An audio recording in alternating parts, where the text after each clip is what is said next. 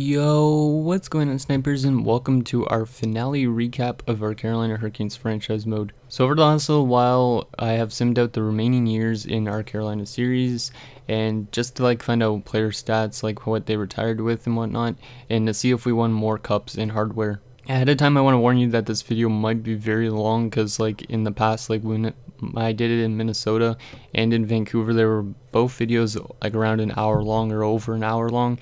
So if you want to go grab a snack, you should go do so now, because this is going to be a long one. Or you guys could just listen to this in the background of whatever else you're doing. So yeah, anyways, let's just jump right into this. So the 2028-29 offseason, this is when we just came off our second straight Stanley Cup win. We still did have 2 first-round picks, because we had still a couple from Detroit from the Sven Steen trade. With our 23rd overall pick, we decided to draft a defensive defenseman, 54 overall medium elite, Jack Sakic from the Tamperines Ilves of the SM Liga. I guess Joe Sakic must have had a kid in that was born in Finland or something, but anyways, we drafted him. With our own first round pick though, we would draft an overage defenseman in Pascal Julien from the Quebec Ramparts, who was a 68 overall medium top 4 defenseman, so it was a pretty solid draft for the most part, in the first round at least. Then advancing into the re-sign stage, we would have to release some depth signings that we picked up the year before, so those being defenseman Bajan and forward Abdelkader. We would also have to release our 4th liner Helmerson, who helped play really solid defensively on our 4th line for the cup win, but he would go on to sign with the Dallas Stars, which is also a pretty good team in this GM mode series. In free agency, we would find some new depth signings, so we would sign Sam Steele, who was getting kind of old, and he was dropped down to an 80 overall depth forward, so we signed him for some offensive depth. And then we also signed Rupi Lavalainen, who was a 78 depth defender who had very good defensive stats, so we picked him up just because he was cheap, and if there was an injury to a defenseman, then we could just pop him back in. So final thing that was done during this offseason is we had to make a trade. So we traded away left winger Ronnie Rafji. Even though Rafji was a very good 4th liner, he was always a plus, I think. We flipped him purely because we had a prospect, Ronnie Clark, so another Ronnie, who was ready to replace him. So we sent Rafji to the Senators in exchange for a 2030 4th, 5th, and 6th, just because they wouldn't move their 3rd for some reason. Over his 3 seasons with the Canes, Rafji had 92 points in 246 games, so he wasn't the best offensive player, but he was still a pretty solid defensive forward. 2029-30 season simulation. The Canes, who had just came off 3 Stanley Cup Finals appearances and back-to-back Cup wins, were looking for more as they started the season off proving their dominance. They would win 8 games every month except for the 3 games in April. They would finish with a record of 49, 23, and 10, which put them in a 3-way tie for 2nd with 108 points. They finished 9th in goals for with 214, 7th in goals against with 183. However, their power play struggled majorly, going 16.5%, which put it at 22nd. Their penalty kill as well wasn't the greatest, finishing at 82.9%, which put them in 13th. The leader in points for the team was Stephen Malone, who had 28 goals, 48 assists for 76 points. Round 1 would bring on another matchup against the New York Rangers. The previous season, the Canes took them out. This time around, the Rangers goaltender Bobkov would play his best and only allow 5 goals in 5 games, while Ulanov only allowed 12 goals in 5 games, but the series was all but over because the Canes just could not find their offense, and the Rangers would go on to winning the Stanley Cup that year too. So for the 4th straight year, basically the Canes were either the best team or they lost to the best team, which is kind of an interesting statistic. When it came to retirements, there was no current Carolina Hurricanes, but there was 4 former players, including Jonathan Huberdeau, who retired with 1,069 points. 2nd was Jeff Skinner, who retired with 937 points. 3rd was defensive top 9 forward Victor Rask, who had 588 points. And finally was Valentin Zykov, who was actually one of the players that was dealt with a 1st round pick. so we could move up to get Sergei Ulyanov. Zykov managed to put up 175 points in his NHL career. The 2030 draft saw the Canes getting a 13th overall draft pick from the Detroit Red Wings, who actually missed out on the playoffs this season. With that 13th overall pick, the Canes would take another goaltender and draft American 60 overall Wade Greentree, who was a medium elite goalie. And then with their own 26th overall pick, they would draft medium top 6 center Spike Harrison. The re-sign stage this year was a bit of a tough one, and the Canes had to move out depth forward Sam Steele, as well as 8-year veteran Sven Arvidsson. Over the course of 8 years, Arvidsson had 91 goals, 40 assists for 131 points in 583 games. He was best known for his open ice hits and his goal scoring ability. He would go on to sign with former Canes teammate Hayden Fleury and the Los Angeles Kings. The last release was just one because of the circumstances, so goalie prospect Nicholas Bathgate was ready to go for the upcoming season, so we had to release our backup goaltender Jose Sharp, who basically helped us win that second cup when Ulyanov was down with his injury. He went like 5-0 or some shit. He was one of the best goaltenders we had probably in this GM mode, other than Ulyanov and Greentree, which I'll get into his stats later on. He would go on to sign with the divisional rivals in the Columbus Blue Jackets. Free agency wise, we would make a few mistakes as we signed too much players, so we'd have to we signed basically defensemen McElroy and Orzek, as well as a couple forwards in Albert and Genoway. Once again, we would have to make a trade just because of that. We would keep Genoway, but we'd have to trade away Albert and fourth liner Ross Bust just to make up some roster space. So we traded away Ross Bust to the Colorado Avalanche in exchange for a second and a fourth, because Pete Eves would take over Bust's roster spot, and McElroy would actually spend the entire season in the AHL just because I made too much signings. So it was kind of a mistake, but whatever. 2030-31 season simulation. The Kings would have a stellar preseason, going 6-0-1. They started this season off a bit of a slump, going 6-7. However, they would eventually find their footing and finish the season with a 49-29-4 record. They would score 213 goals for, which was 11th best in the league, allowing only 183 goals against, which was tied for 6th best. And in their special teams, they also continued the struggle, as they finished 14th on the power play at 18.5% and 14th on the penalty kill at 82.7%. The leaders in points this year were Stephen Malone and Clarence Orr, who both had 65 points. First round, they would take on Carter Hart and the Flyers yet again. The Flyers would take the first 2 games in Philadelphia, but the Canes would show their experience and win 4 straight to advance to the second round. The second round saw the New York Rangers in the playoffs for the 3rd straight year. Ulyanov in the defensive core for the Canes would be dominant, and the Canes would easily knock out the defending champions in only 4 games. And then the conference finals was one for the ages, as we would face the Detroit Red Wings, who had both former goaltenders in Carolina, Alex Nedeljkovic, who was an 84 and a backup, and a starter who was mentored by Sergei Ulyanov, that being 90 overall Sven Steen. It'd be a back and forth series until Game 5, where the Kings would allow a late tying goal and lose in overtime. Game 6 would be back in Carolina, but the Canes couldn't pull out the W, and Sven Steen would move on to his first ever Cup Finals. Detroit would go on to win the Stanley Cup against the Dallas Stars. Sven Steen would take home the Conn Smythe. So for the 5th straight year, the Canes were either the best team or they lost to the best team. As GM, I was pretty happy to see that my former goaltender in Sven Steen win a cup, because he definitely deserved it. With that former franchise potential, it dropped to an elite. The offseason came around, and there was yet again no retirements to any current Carolina Hurricanes players, but there was a couple former players, including 5 of them.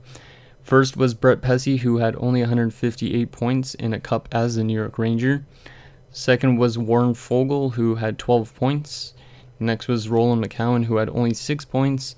And then Lucas Wallmark, who had only 2 points. In terms of goaltenders, former starter Peter Mrazek retired with 949 games played, 470 wins, 349 losses, 90 OT losses, 70 shutouts, a .913 save percentage, and a 2.56 goals against average. He also had 24 assists. In the 2031 draft, the Canes would get a solid prospect, that being Joel Crane, who was a 69 overall median top 4 defenseman from the United States. He was also an overager. He was 20 years old at the point in time. At the re-sign stage, the Canes would release 7 players due to the cap hit, those being depth guys Orzek, Lavlainen, McElroy, and Genoway. As well, Andrew Wilson, who was acquired as an RFA a couple years prior to this, was also released. The big 2 guys that were released this year were Marshall Grantham, who had really come into his own over the years. He had 257 points in 492 games with the Canes, and left to sign with the Boston Bruins. The biggest of all of them though was captain Noah Hanifin, who was just too pricey for his age,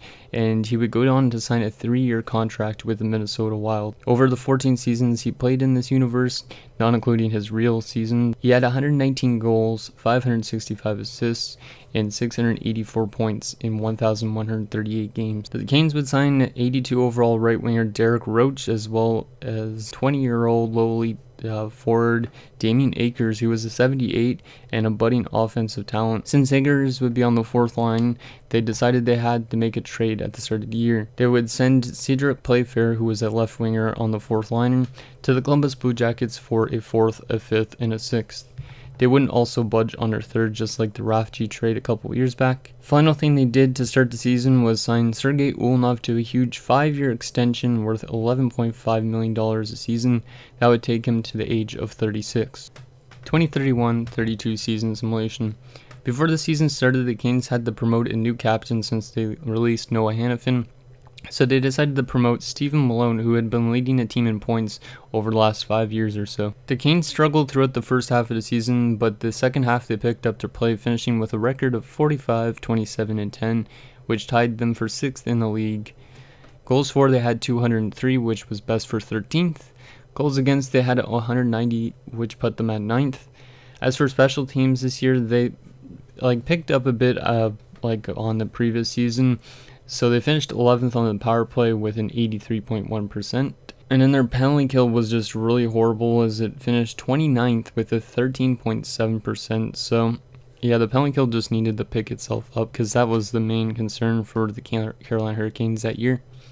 Not really a surprise, as at the end of the season, Stephen Malone led the team in points with 17 goals, 45 assists for 62 points in 80 games. Round 1 saw the Washington Capitals in the first line, known as the OMG line is what I called it, comprised for the most goals in the series, and the Canes would bounce them easily in 5 games. Also, Ulyanov was just playing out of his role in net. And just so you guys know who the OMG line is, it's comprised of Orr, Malone, and Godfrey. Round 2 saw former Carolina Hurricanes player Matthew Whitmore in the Florida Panthers. After going down 3-1 in the series and suffering some setbacks, Malone would miss Game 5. Ulyanov was playing injured and stuff like that, etc. So the Canes, though, showed their experience, rallying back to win the series in 7 games and advance to the 2nd straight conference finals. So even though we had some setbacks, we managed to get to the conference finals this year.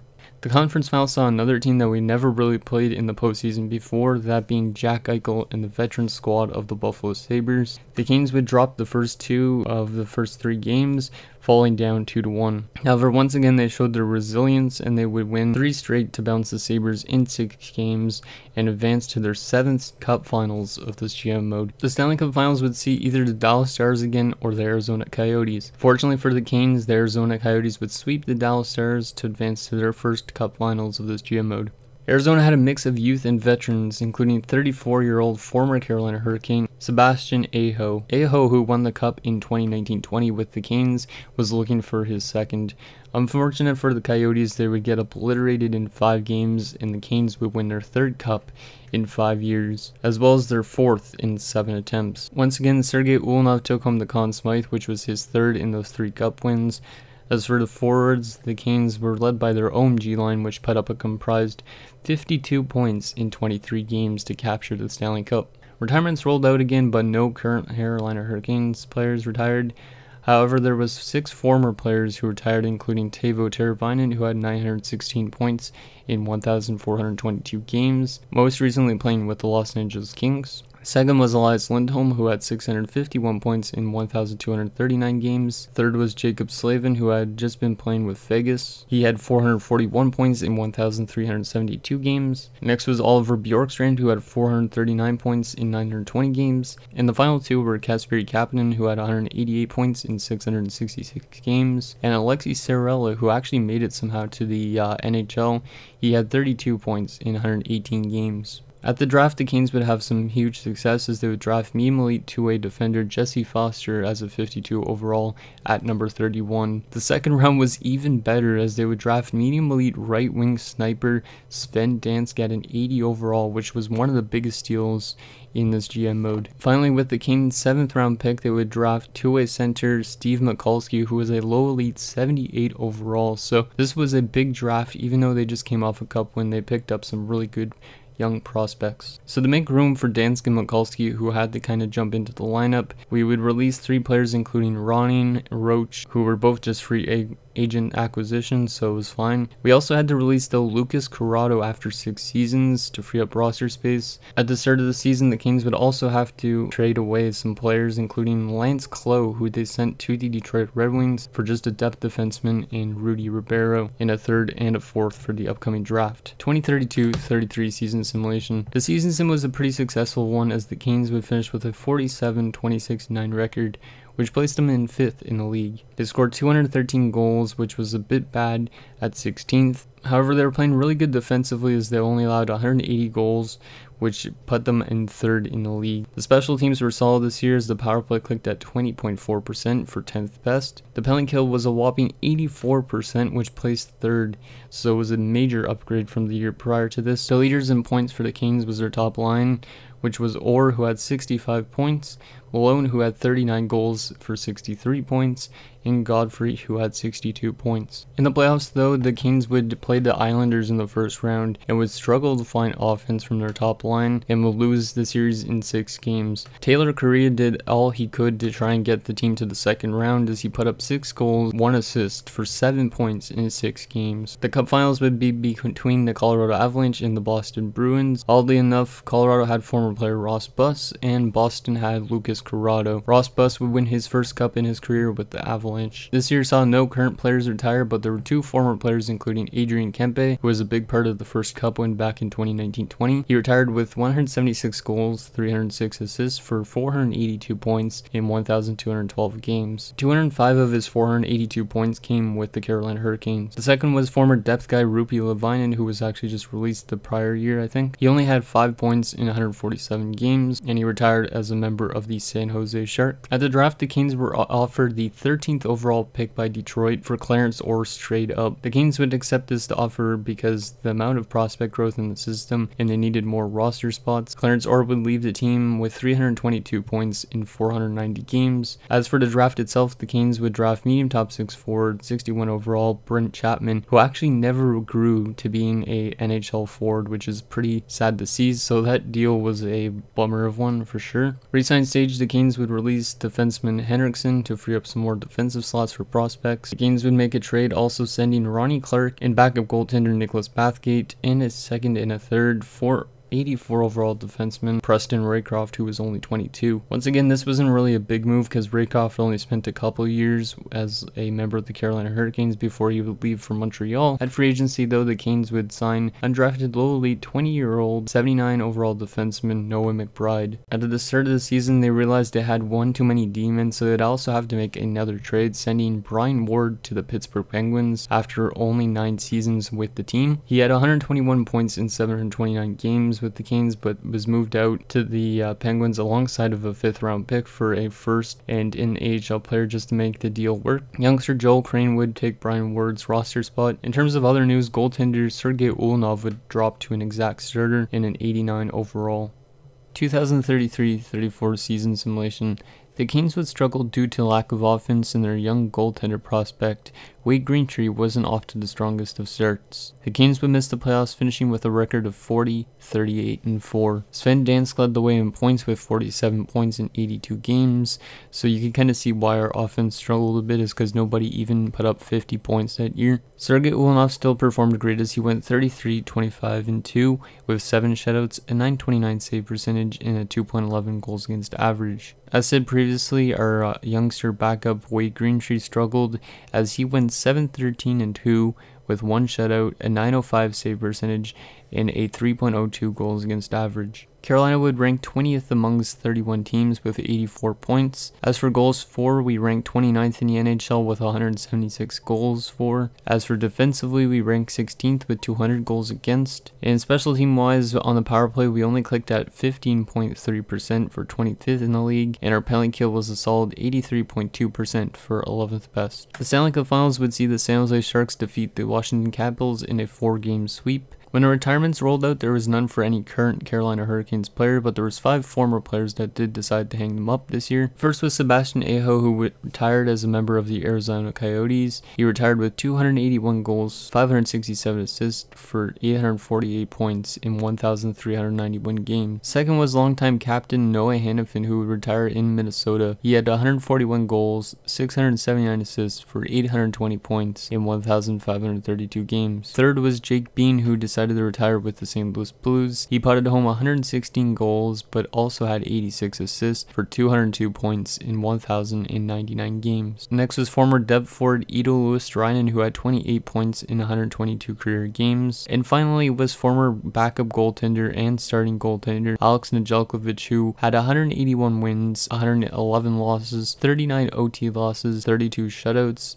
a 2.41 goals against average, and a .916 save percentage in 356 games. At the draft, the Canes would use their first 2 first-round picks to snag up low-elite right winger Melvin Stajan, who was a 67 overall at 17 years old, and then we would also pick up a 20-year-old two-way center at 66 overall, Ned Bonvie. The Canes would also free up roster spots by dealing defenseman Colton Spiller to the Anaheim Ducks in exchange for a second, a fourth, and a fifth, just because the Ducks didn't want to budge on moving their third for some reason. Secondly, we would also have to flip William Sampson's rights. The reason being is he was kind of like dropping a lot, and he just did not play that well and whatnot, so we flipped his rights and our own 6th round pick in exchange for a second, so it was a pretty decent one player for a pretty high up pick. And then at free agency, we would sign only one depth forward, and that was Matt Silverberg to a 1-year deal at just over $1 million. 2034-35 season simulation. What seemed promising on defense failed just barely, as the Canes would miss out on a playoff spot. The record was pretty terrible, going 41-31-10, which put us just barely out of the playoffs at 15th. The Canes fixed our offense been improving to the 18th spot in goals for with 190. The defense was really good, only allowing 153 goals against, which put them in 2nd best in the league, yet they still missed the playoffs, which is pretty surprising. The power play and the penalty kill were very productive, as well as the power play clicked at 22.4%, which was tied for 3rd best, and the penalty kill was 86.5% successful, which placed them 5th. So they had everything going for them except for their goals for, and then that's why they missed the playoffs by that short of margin. The leader in points this year was Pete Eves, who put up 33 goals and 71 points. First line actually comprised for a total of 184 points this season. The Cup final saw the St. Louis Blues take down former Cane Ronnie Clark and the Florida Panthers in only 6 games. Like most years, the Canes suffered no retirements, but there was more former players, including first Jack LaFontaine. Jack LaFontaine played only 145 games in his career, going 69, 53, and 13, along with a 2.28 goals against average, a .924 save percentage, and 9 shutouts. So he was pretty good, he just didn't get wins. I don't know why, but he just did not get W's. Second was former first liner Josh Hosang, who would hang them up in Colorado with 268 goals, 589 assists, and 857 points in 1,343 games. Third was Raleigh-born Logan Brown, who retired as an Arizona Coyote with 186 goals, 389 assists for 575 points in 1,293 games. Fourth was former D-man Hayden Fleury, who retired as a free agent. He had 99 goals, 315 assists for 414 points in 1,408 games. Next was former depth/top 6 defenseman Luke Martin, who played 661 games, putting up 37 goals, 11 assists for 48 points. Next one was a bit of a surprise, as former D-man Murray Peckham retired after only 321 NHL games. He had only 8 goals, 15 assists for 23 points over that span. And the final one was former 3rd round pick Barrett Hayton, who only played 12 games in the NHL and had 2 points. In real life, obviously, he's going to be a lot better than that because he was drafted so high up by the Arizona Coyotes. So yeah, that's kind of an interesting one. At the draft, the Canes would draft medium elite 54 overall center playmaker Ernest Banting at 15. The Canes would only release depth defenseman Rudy Ribeiro at the re-sign stage, and then they would sign a new depth defender in Darsh, and then they would sign another depth Ford and Melvin Rammer. Rammer ended up actually just being in the AHL because there was a lot of prospect growth, so he was just assigned for the AHL club. 2035-36 season simulation. The 2035-36 season started off pretty good as the Canes would have a 37-19-7 record by the deadline, but then the team would kind of struggle afterwards but still make the playoffs. They struggled after the deadline, going 7-11-1 to finish with a record of 44-30-8.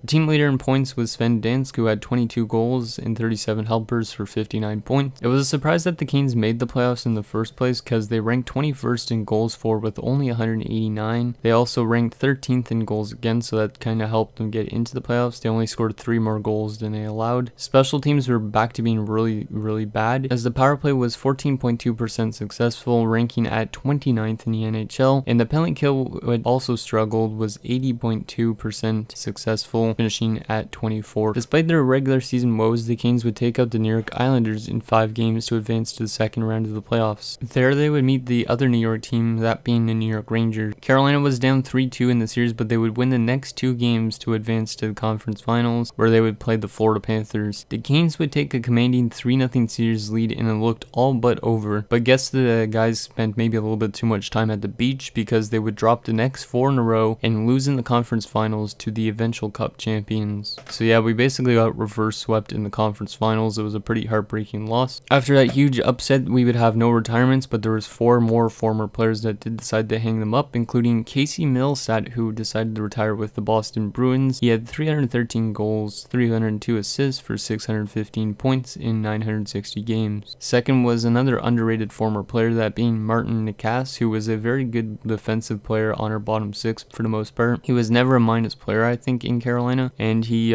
finished his career off in LA with 218 goals, 285 assists for 503 points in 1,291 games. Next up, who also retired, was Julien Gauthier, who decided to go home to Quebec for his final year in the NHL, as he would play with the Montreal Canadiens. Gauthier racked up 150 goals, 134 assists for 284 points in 1,064 games. And finally, former Canes draft pick Gordon Givens decided to call it quits early and become an amateur scout for the Carolina Hurricanes. He played 82 games only in his career, putting up 1 goal, 11 assists for 12 points. At the 2036 draft, we would select medium top 4 defenseman Zach Lake. I don't think he ever actually made the NHL, but I'm not 100% sure if he was just in the AHL or whatnot, but unfortunately he never made it for us. Our second rounder though did, and that guy was low elite 57 overall right winger Georges St-Pierre, and I'm not talking about the UFC fighter. If I was, that would be pretty amazing, but I think I did watch one game and Georges St-Pierre actually got into a fight, which is pretty funny.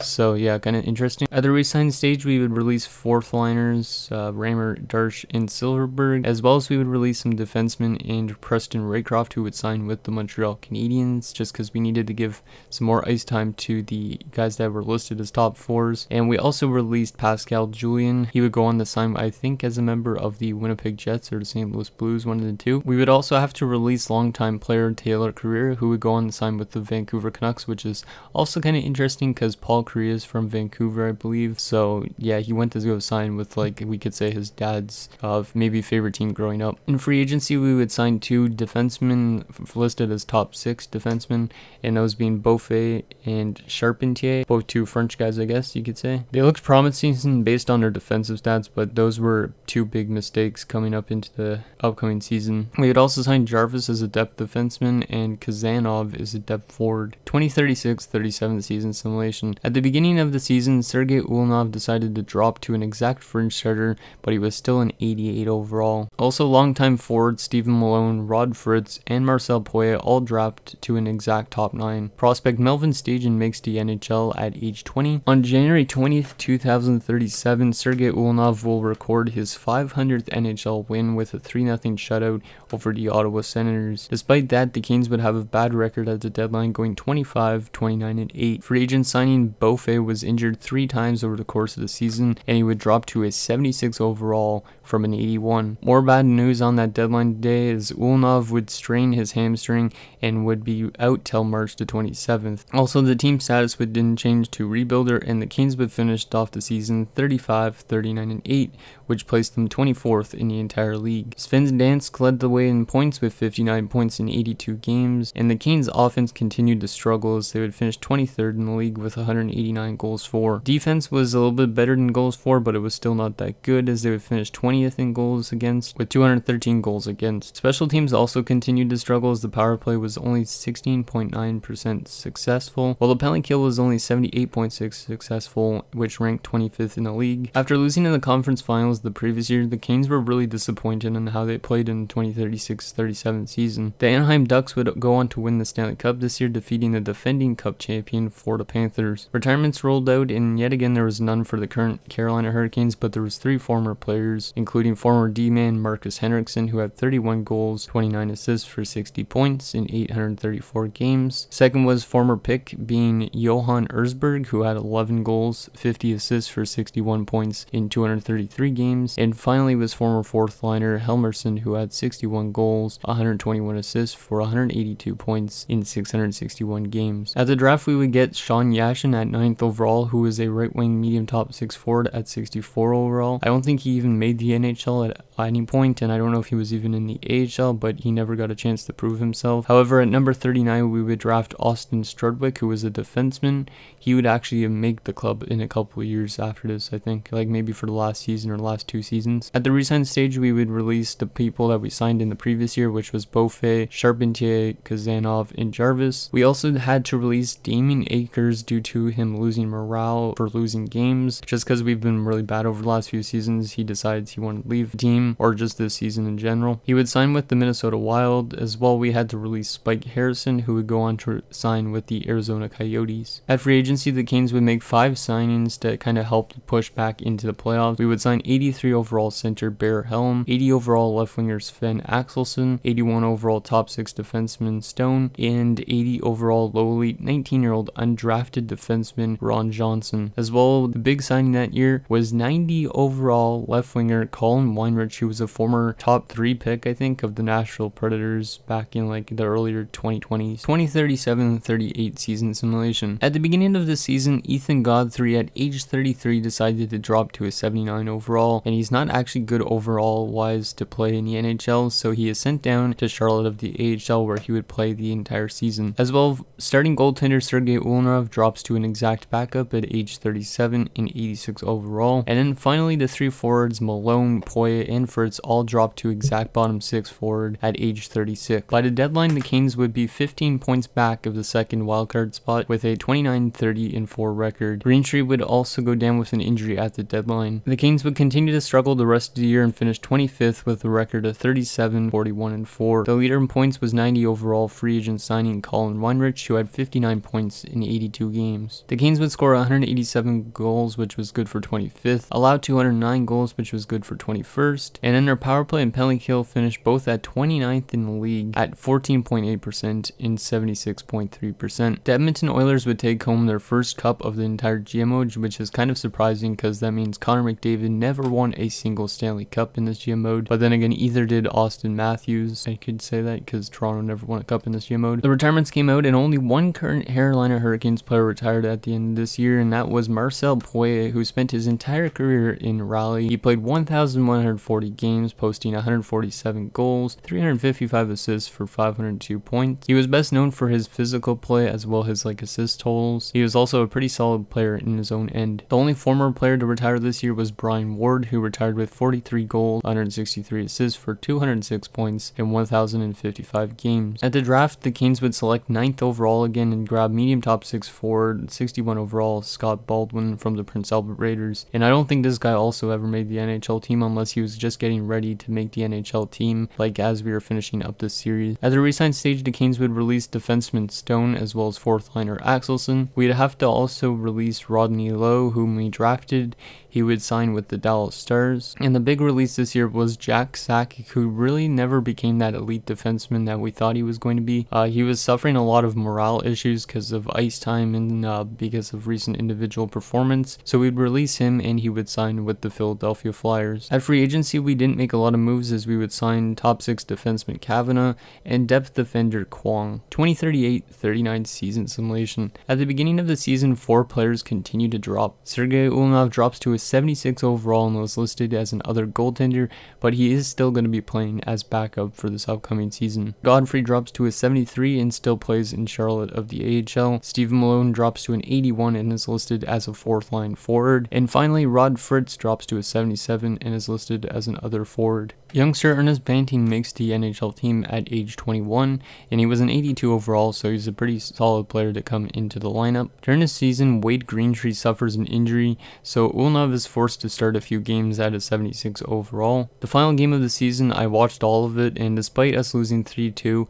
Stephen Malone picked up a goal in that game, and that would be the last goal of his NHL career. I'll get to his stats in a second. The Canes would miss the playoffs again, finishing with a record of 40, 35, and 7 for 20th in the league. They did solid offensively, picking up 218 goals, which placed them in 8th, but they allowed too much as they allowed 204 goals, which put them 15th. Special teams also kind of needed a lot of work as the power play clicked at 18.1%, which was good for 19th, and the penalty kill finished at 80.9%, which was good for 21st. The leader in points this year was once again Weinrich for the 2nd straight season. He had improved from last year as he went up to a 63-point total from his 59-point total the year before, and the Tampa Bay Lightning would go on to win the Stanley Cup over the Los Angeles Kings. There were 3 major retirements this year to our team. This included current captain Stephen Malone, who was all around like a really solid player. He played 1,303 games, picking up 363 goals, 491 assists for 854 points. He ranks first in games played, goals, points, and power play goals by a Hurricane in this universe, so I'm not including people that retired years ago like Ron Francis in real life. He was also very solid in his own end, having 931 takeaways to his 697 giveaways, as well as he blocked a total of 326 shots. So this guy was just a really good player to have on your team. That's why I made him a captain at one point. Second was Rod Fritz, who retired with 1,267 games, scoring 275 goals and assisting on 256 others. He had 531 points, and he was also a pretty good defensive forward as he had a career plus minus of plus 92. He also scored a total of 61 game-winning goals and threw a lot of checks. And finally was Ethan Godfrey, who retired with 981 games, putting up 200 goals, 321 assists for 521 points. He was a great piece on the top 6 on that top line, like that OMG line I mentioned before. Unfortunately for the last 2 years, he was in the AHL, or else he would have played 1,000 games with us. With current player retirements, also brought 4 former players as well. First was Sven Arvidsson, who retired as a Konac with 1,321 games played, 181 goals, 115 assists for 296 points. Second was Ronnie Rafji, who retired with a Cup Finals loss as he lost as a member of the Los Angeles Kings. He had 251 points in 820 games. Third was Matthew Whitmore, who spent his entire last season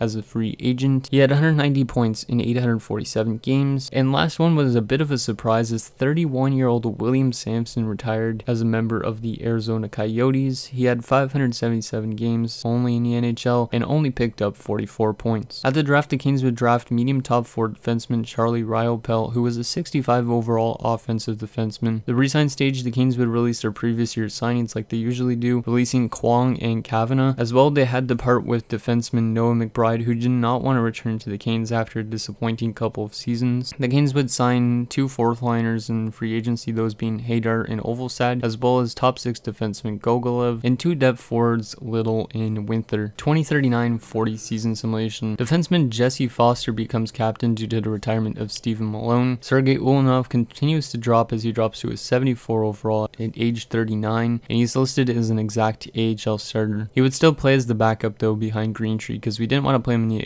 AHL. We wanted him to still play in the NHL as long as he could. By the deadline, the Canes are off to an unexpected start as they would start off the season with a 40-18-5 record, and they would finish the season 51-23-8, which was good for 2nd in the entire NHL. Despite age and overall, Sergei Ulyanov went 9-9-4 with a .916 save percentage and a 2.5 goals against average and 1 shutout. The team leader in points for the 3rd straight season was Weinrich, who had 70 points this year in 82 games, so he's progressively getting better each year. The Canes would finish 4th in goals for, 5th in goals against, 10th on the power play, and 24th on the penalty kill. NHL. Round 1 would see the Ottawa Senators, who we didn't really play that much in this entire GM mode in the playoffs, but anyways, we would lose to them in only 6 games. The Stanley Cup this year, though, would go to the Tampa Bay Lightning, who would win their 2nd in a row. This time they beat out former Kane Pascal Julian in the St. Louis Blues. The only retirement to the Carolina Hurricanes was Walter Winther, who didn't even play a single game with the Hurricanes. Like I said, he was just a depth forward signing and he never played. As for former players, Marshall Grantham would retire with 1,148 games played, 196 goals, 435 assists for 631 points. The draft was nothing special, but with our first round pick, we selected a medium-started goaltender, Sheldon Coyle, who was at 55 overall at 26th. Resign stage, the Canes would release Little, Gogolev, Hadar, and Helm, and we would sign a 3rd liner in Tamara to replace Helm, as well as we would sign a 4th liner in Card. 2040-41 season simulation. Sergei Ulyanov would continue to play as backup as 72 overall to start the season. Captain Jesse Foster would actually break his leg during the season and miss 3 months of the season, so was not off to a great start. But even with the loss of Foster, we would still finish with a very good record, going 50, 27, and 5 for 3rd in the league. In goals for, we were tied for 17th. Goals against, we were tied for 2nd best. So if we would have had Foster, we could have been probably the top team in defensive stats. Special teams, we finished 22nd in both power play and penalty kill percentage. Once again, the leader in points was Weinrich. This time he had 76 points, so still getting progressively better each year. Round 1 would see the New York Islanders and former defenseman Noah McBride. Unfortunately, the Canes would drop the series in 7 games and yet again be bounced in the first round. However, in good news, Wayne Greentree would take home the Vezina Trophy as top goaltender. This would mark the 2nd goaltender that was backup to Ulyanov that won a Vezina in his career. The other one was Jose Sharp, who actually took home 2 of them in the 3-year span in Columbus. Retirements rolled out and the inevitable happened, as at age 41, Sergei Ulyanov would hang up the pads. He finished with 1,024 games played, 543 wins, 343 losses, 90 OT losses, at 2.19 goals against average, a 926 save percentage, and he also picked up 94 shutouts. His final season, despite being only a 72 overall, was a very good one. He finished 10-6, which is not too bad of a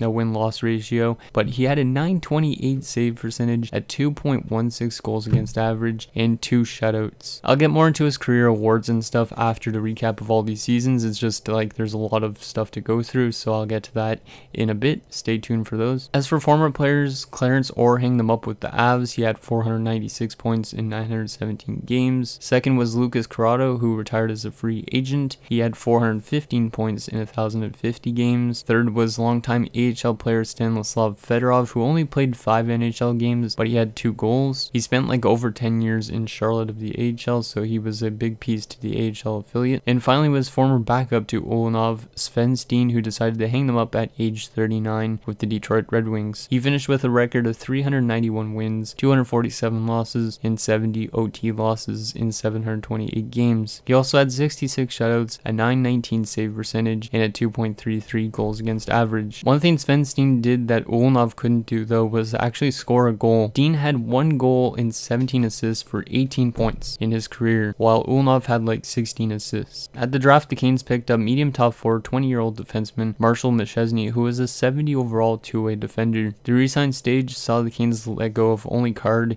so it wasn't that big of a re-sign off-season. In free agency, the Canes would find an 83 overall backup, that being Lockhart. He would replace Ulyanov as the backup for Greentree. The Canes would also have to make a small trade as they had too much defensemen in their system, so they sent Yuri Zharkov for a depth forward, Pispinen, who was a 79 overall, and a 4th round pick. 2041-42 season simulation. The final season, the Canes luckily just made the playoffs. They were average most months except for December, where they went 9-3-2, and March, where they went 10-2-3 to help secure a playoff spot. They finished with a record of 43-30-9 for 14th in the league. Team leader in points was Sven Dansk, who had 34 goals, 31 assists for 65 points. The Canes finished tied for 13th in goals for, 6th in goals against, 10th on the power play, and 3rd on the penalty kill. Round 1 would see Spike Harrison in the New York Rangers. The Canes would take one of the first 2 games and then take 3 straight and advance to the second round after a game-winning goal by Steve Mikulski. Round 2 would see another former player, that being Jack Sakic in the Philadelphia Flyers. In game 1, Mikulski would suffer a fractured jaw, and that would kind of set up the series for failure, as the Canes would take game 1 with Mikulski in the lineup, but then they would get outscored 14-6 over the next 4 games and be ousted in 5 games in the second round, and this franchise mode was all but over. The final team to win the Stanley Cup in this GM mode was the Vegas Golden Knights, as they took home their first in this entire series.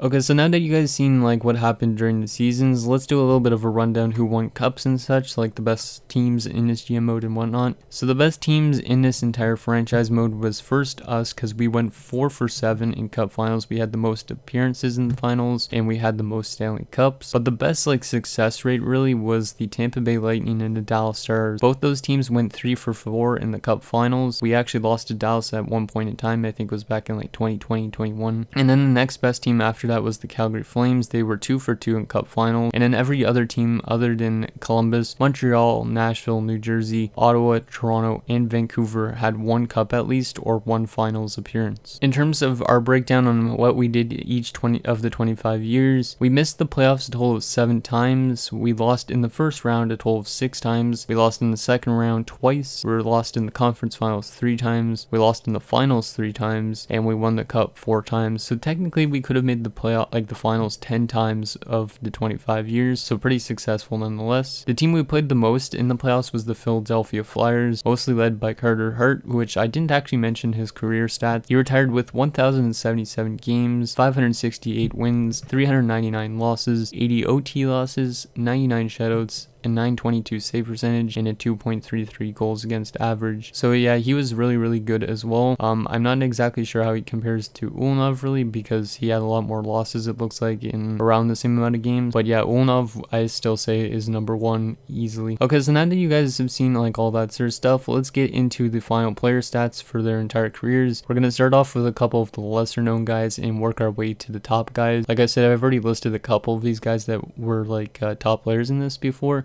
but I'm going to go through as much as them as I can. Not necessarily guys like Sebastian Aho and whatnot, but as much as I can. So first and foremost is German defender Akim Bakos, who we drafted in the 4th round back in 2036. He was actually drafted by a computer, so I don't know what team he played for, but he was, like I said, a German defenseman. He was not very good offensively, as you can see, only 24 points in 328 games, but he was very good in his own end and very good at physical play. Next up we have Austin Strudwick, who also, like, even though he was listed as a 2-way defender, he was not that good offensively. He had 17 points in 164 games up to this point. He only played 2 years as well in the NHL, and like I said in the season recap, we drafted him in the 2nd round in 2037. He was a very solid defensive player with Akim Bakos, a pretty good young pairing. Next up we have Ernest Banting, who played 4 seasons with us before the end of the GM mode. He was actually a pretty good playmaker. He had 71 goals, 127 assists for 198 points in 327 games. He was a bit of a streaky player. As you can see, his first year he put up 42 points, second year 62 points, but then fell down to 40 points, and then it was kind of working his way back up again. His plus minus also isn't that bad of a stat. As you can see, he was a -1 in his first season, but then after that he was a +30, a +9, and a +11. And like I said also in the recap thingy, he was drafted 15th overall in 2035. Next up is one of our former players that played with us for quite a long time. He played 9 seasons with us. That is Brian Ward. He was drafted in the 6th round of 2022 at 172nd overall. He won 3 Stanley Cups with us and would sign with the Pittsburgh Penguins in the 2033 offseason. His final career points, I actually mentioned it already. I don't know why I put unknown, but anyways, his final career stats were pretty decent. It was just over, like, I think it was just over 200 points in his career, so he wasn't like good at scoring goals, but he was good at playmaking and just being a a good solid defenseman. Next up is Charlie Ryopel, and Charlie Ryopel played only one season with us, which was the last season. He was drafted 13th overall in 2039. He scored his first NHL goal in his first NHL game as well, which is kind of cool. In his only season he played with us, he put up 11 points in 82 games, so it's not like he was listed as an offensive defenseman, so I'm not 100% sure how he's going to turn out in like future years, if there was future years, but yeah, he was a pretty solid player nonetheless. Next up is one of our kind of legend guys, and that is Ethan Godfrey. Ethan Godfrey spent his entire career as a member of the Carolina Hurricanes, but he only played 12 seasons with us because, like I said, he kind of dropped off and he was only playing in the AHL for 2 years. But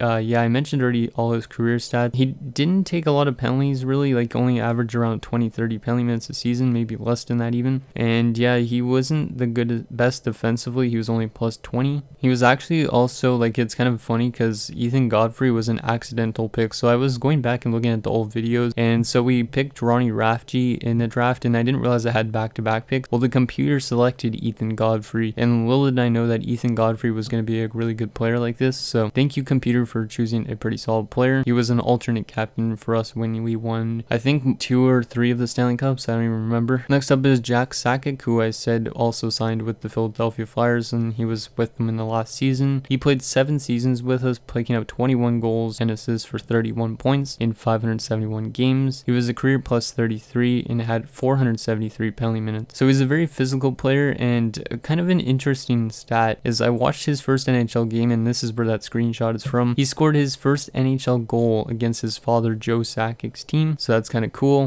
He was drafted from the Tampering Elves of the Finnish SM Liga at 23rd overall in 2029. Next up is our captain that we had in our final season. He became the captain in 2038-39, like I said, after Stephen Malone retired. He was a very good passer and somewhat physical, even though he wasn't the biggest player. As you can see with his career stats, he had 57 goals, 220 assists for 277 points in 622 games. He was also a career plus 41 and had 231 penalty minutes. He was drafted at 31st overall in 2032. Next up is Joel Crane, and he was also a pretty solid, like, late first round pick at 29th overall in 2031. He averaged around 35 points a season. As you can see, his first season 20 points, but then after that he put up just like under 40 points a year, which is pretty good. He had 308 points in 737 games, majority of them being assists. Next up is Jose Sharp, who I said won some like awards after he left us. So he was actually drafted from the Moncton Wildcats of the QMJHL in the 2nd round at 58th overall. Like I said, when he went to Columbus, he won 2 Hart trophies, he won 2 Vezinas and 2 Lindsays, and then he also won 2 Stanley Cups with us. So he was also a pretty successful goaltender in his career, like not as good as Ulnov, but he's still a pretty successful goalie. Next up we have Marcel Poirier, who I already mentioned his career stats. He won 3 Stanley Cups with us. In his playoff stats, I only got a couple players' playoff stats. His playoff stats were also pretty decent, as he had 158 games played, 28 goals, 59 assists for 87 points. So he definitely contributed to a couple cup wins.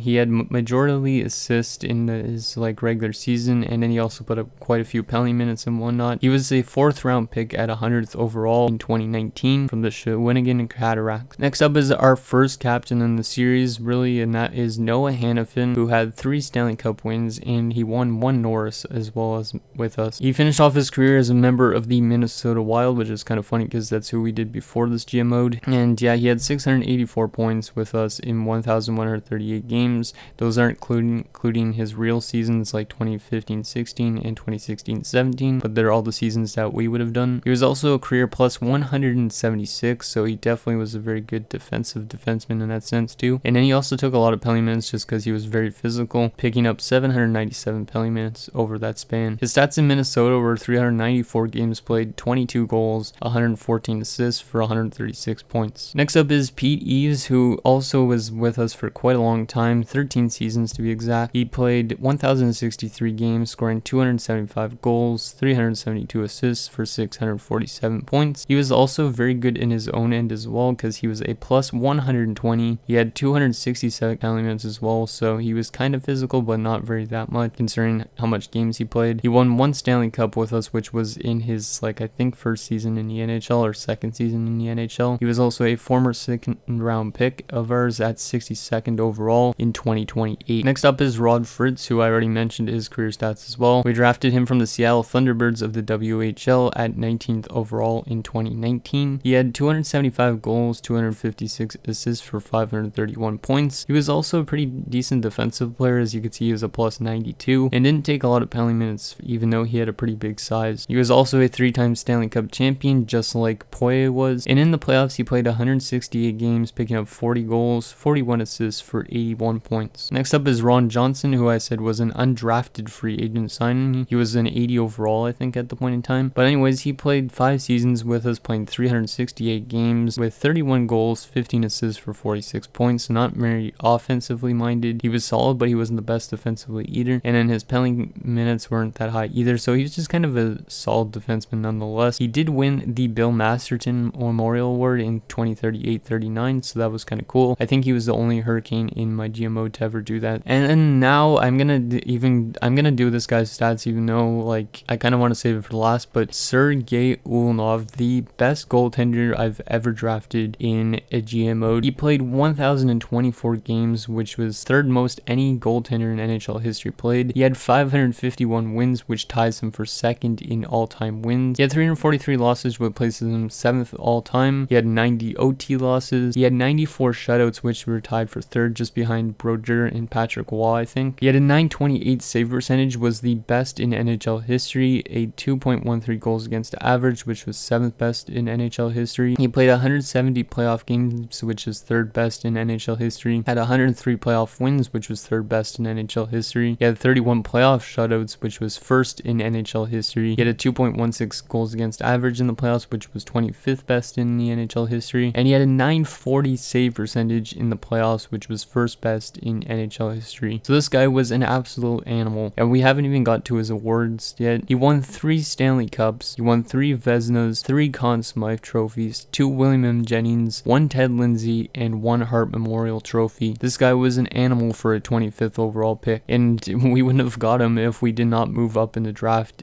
by trading away Zhukov, and I think it was our own first for that first. So yeah, that trade definitely helped us out big time, and Ulyanov was a great player until he retired at the age of 41. Next up is Stephen Malone, who also was one of our best offensive players in this series. He was drafted in the 2nd round in 2021 at 40th overall from the Sudbury Wolves. He also won 3 Stanley Cups with us, and over the playoffs he played 168 games, picking up 45 goals, 62 assists for 107 points, so he's a big contributor in the postseason as well. And then also during the regular season he picked up 854 points in 1,303 games, and then plus minus wise, plus 59 was pretty solid. And then he also took a somewhat decent amount of penalty minutes for his size, which was 282. Next up is Steve Mikulski, and Steve Mikulski is an interesting character. He was drafted 7th round, 217th overall. If you guys don't know, that's actually the last pick in the entire draft in 2032. Pretty amazing.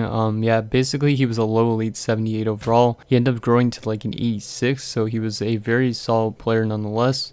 He played 818 games up to this point, had 166 goals, 242 assists for 408 points. He was a career plus 44 and also had 805 penalty minutes, so this guy took a lot of penalties, but he also produced, which is why I liked him. He was actually projected to go undrafted, but I decided to take him instead, and he ended up being that really good player. And yeah, he's first all-time in penalty minutes on the Carolina Hurricanes currently. I'm not including like past players, like I said. Next up is Finn Arvidsson, who I already mentioned his career stats before with us. But yeah, he was a 2-time Stanley Cup champion with your Carolina Hurricanes. After he left us, he played 738 games, picking up 90 goals, 75 assists for 165 points. So he's playing better in terms of passing when he left us, because with us he only had 40 assists in 91 goals. So he's being more of a team player back in nut, I guess, after that. He was a 30th overall pick back in 2021. I don't know what team he was drafted from. I'm gonna have to probably look back on some other videos, but I'm not 100% sure. So yeah, he played with LA after leaving us, and then he played with Dallas for a bit, and in Vancouver for his final season. Next up is Sven Danskin. This guy was a pretty good player. Like I said, we drafted him, and he was the highest, he was like pretty much the highest forward overall we've drafted ever in this GM mode. He was like an 80 overall in the 2nd round at 62nd. He is the 2nd highest forward on this team in plus minus currently in Carolina Hurricanes history, which is a plus 107. He played 816 games with us over 10 seasons, picking up 236 goals, 318 assists for 554 points. His best season he had 74 points, and yeah, he pretty much averaged around 50 points a season, which is really good. He He also had 186 penalty minutes, so he wasn't the most physical player, but he was definitely a pretty good sniper and passer. Next up is Wade Greentree, who, as I said, won one Vezina in 2040-41 as the starter, and Ulanov was backup at that point in time. So far, over the course of his 9-year career, he has 235 wins, 153 losses, 30 OT losses, a 2.31 goals against average, a 924 save percentage, and already 40 shutouts in 433 games. He was drafted 13th overall in 2030. And next up is Yves Ouellet. This guy was kind of just a bottom 6 forward that came out of the 6th round in 2032. He was not really much of an offensive player, and I didn't really mention him much, but he had 90 points in 331 games. He was only a -5 and had 51 penalty minutes, so just a solid bottom 6 player. And yeah, that was him, just a solid bottom 6 player that came out of a late round pick. So yeah, guys, there is some other players I could be doing like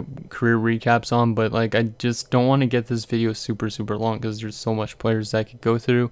But if you guys want to know anything down below, let me know down below in the comments, because I could always answer you guys how much like players retired with if need be. I pretty much have every single player listed on my like spreadsheet thing, so let me know down below if you want to see anything else. Otherwise, I think that's pretty much going to do it for this entire series and this GM mode and NHL 18 in general. I hope you guys really liked this series. It was a lot of work, but it was a pretty fun one nonetheless. I think on parts it was better than my Minnesota series, but not as well in like terms of player quality. Like it was more in terms of cup wins. Yeah, so anyways, I guess we're now going to be headed into NHL 19, and yeah, hopefully this upcoming NHL 19 GM mode series is going to be a fun one. And yeah, thank you guys so much for watching. I'll see you guys next time.